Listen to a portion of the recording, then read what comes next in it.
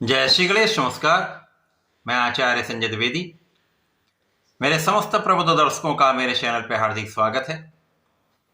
प्रिय दर्शकों, आज मैं सूर्य के राशि परिवर्तन प्रभाव को लेकर आपके सम्मुख उपस्थित हूं। नवग्रहों में राजा सूर्यदेव जो अत्यंत प्रभावी ग्रह हैं, इनका विशेष आभामंडल है, विशेष क्षमता है, प्रभाव है, सामर्थ्य है।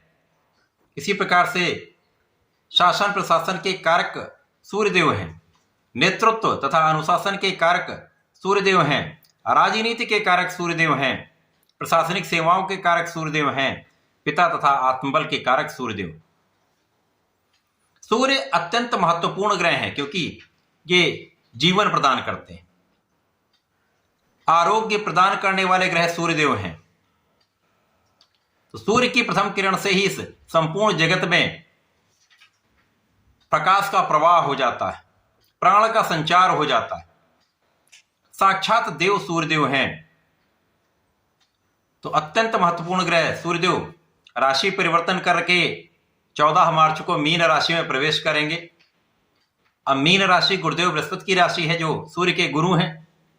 तो गुरु की राशि में ये मित्रत्व भाव में होकर बलवान स्थिति में होंगे। तो यहां पर वर्तमान की स्थिति जो है, यहां पर ये शनि की राशि में है, जहां पर ये उतने प्रभावी नहीं होते हैं तथा राहु के साथ ग्रहण दोष में भी चल रहे हैं। तो सूर्य अपना संपूर्ण कार्यकत्व प्रदान नहीं कर पा रहा। सूर्य का जो प्रभाव होता है वो आपको प्राप्त नहीं हो पा रहा है। परंतु 14 मार्च से ये बलवान भी होंगे और मीन राशि में इनके 2 ग्रहों के होने से त्रिग्रहियों का निर्माण भी करेंगे और यह त्रिग्रही योग कुछ विशिष्ट परिणामों की प्राप्ति कराएगा। ये अलग अलग राशियों के लिए अलग अलग भाव में होकर अलग अलग परिणामों की प्राप्ति कराने वाला हो सकता है। प्रिय दर्शकों, आज मैं सिंह राशि के लिए, जो कि सूर्यदेव की ही राशि है, सूर्यदेव के राशि परिवर्तन का, त्रिग्रही योग का, बनने वाले योगों का किस प्रकार का लाभ आपको मिल सकता है, किन भाव में वृद्धि होगी अथवा कहीं पर समस्या या अवरोध है तो उसका क्या निराकरण, संपूर्ण विश्लेषण मैं पूर्ण तरीके के साथ करने जा रहा हूं।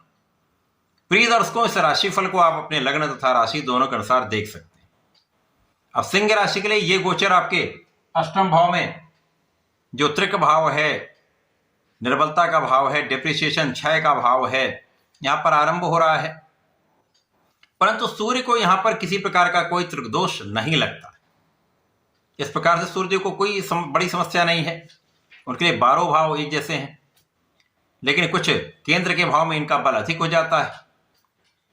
जहां पर ये दिग्बल प्राप्त करते हैं वहां पर इनकी विशिष्टता प्राप्त हो जाती है। यहां पर उच्च की राशि में होकर महाबलवान हो जाते हैं। तो सूर्य यहां पर शुक्राचार्य के साथ उनकी उच्च राशि में होंगे।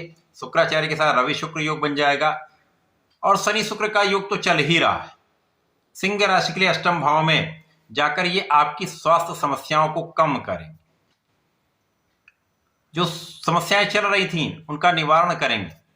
इसी प्रकार से यहां पर जीवन साथी के जो साथ समस्या चल रही थी, जो कष्ट चल रहा था, शारीरिक कष्ट, मानसिक कष्ट, द्वंद्व, वो दूर करेंगे। इसी प्रकार से यहां पर पारिवारिक संपत्ति से, पिता के सहयोग से आपको कुछ विशिष्ट लाभ प्राप्त होने वाले। यद्यपि इस समय में हो सकता है कि कुछ आपको सिर दर्द हो सकता है, छोटे मोटे रोगों की संभावना अवश्य हो सकती है, आंखों से संबंधित विकार हो सकता है, लेकिन जो बड़े कष्ट चल रहे थे उनका निवारण यहां पर होने वाला है। इसी प्रकार से यहां पर जो लोग नौकरी कर रहे हैं, नौकरी में जो उतार चढ़ाव चल रहा है, जो समस्याएं आ रही, अवरोध आ रहे हैं, धीमे धीमे उनका निवारण होना आरंभ हो जाएगा। सूर्य के इस गोचर काल में नौकरी की समस्याएं कम होंगी, आ रहे अवरोध समाप्त होंगे। तो धीमे धीमे आपकी प्रगति यहां पर आरंभ हो जाएगी। इसी प्रकार से जो उच्चाधिकारियों के साथ मतभेद थे या जो कष्ट चल रहा था वो धीमे धीमे कम होगा। आपके और आपके शासन प्रशासन के भाव में वृद्धि होगी, सामंजस्य में वृद्धि होगी, तो गतिरोध दूर हो जाएंगे। तो एक अच्छी गति आपको प्राप्त होने वाली। और यहां पर यदि आप अपने अहंकार का त्याग करते हैं, और यहां पर अपने नेतृत्व की क्षमता का उपयोग करते हैं, अपने सामर्थ्य का आप उपयोग करते हैं, योग्यता के साथ अपने आत्मबल का संपूर्ण उपयोग करते हुए आगे बढ़ते हैं, तो समय में आप अपने कार्य क्षेत्र में विशेष रूप से उन्नति कर सकते हैं। यदि आप व्यापारिक भाव में हैं, अपने प्रोफेशन में हैं, तो यहां पर विदेश से जुड़कर या देश विदेश से संबंधित होकर, देश विदेश की नौकरी में होकर पहले से अधिक आपको लाभ मिल सकता है।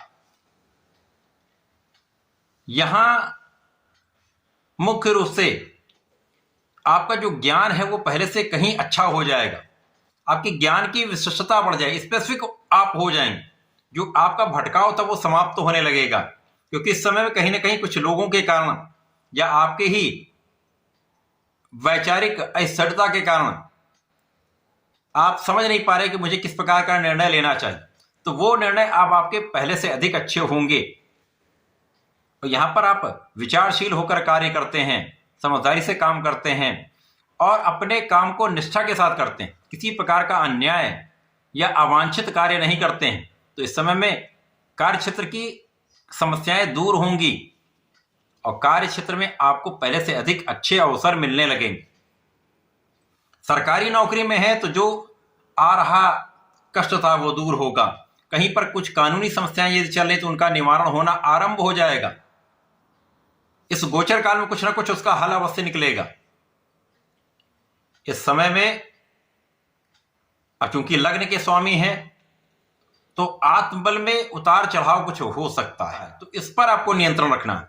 किसी प्रकार के भ्रम से, किसी प्रकार के तनाव से आपको बचना है, क्योंकि ये तनाव आपको सिर दर्द दे सकता है और बिना कारण का तनाव डर देता है। तो डर से बचना है, बिना कारण के तनाव से बचना है। तो इस समय आप अपनी समस्याओं का निवारण आसानी से कर पाएंगे। इस समय में केवल और केवल आपको सही दिशा में सही प्रयास करके आगे बढ़ना है। जो करें उसको पूर्ण निष्ठा के साथ करें और जो भी काम करें उसको पेंडिंग ना छोड़ें। आज का काम आज पूर्ण रूप से उसको संपन्न करें। यदि आप ऐसा कर लेते हैं तो आपकी आ रही समस्याओं का निदान अवश्य होगा।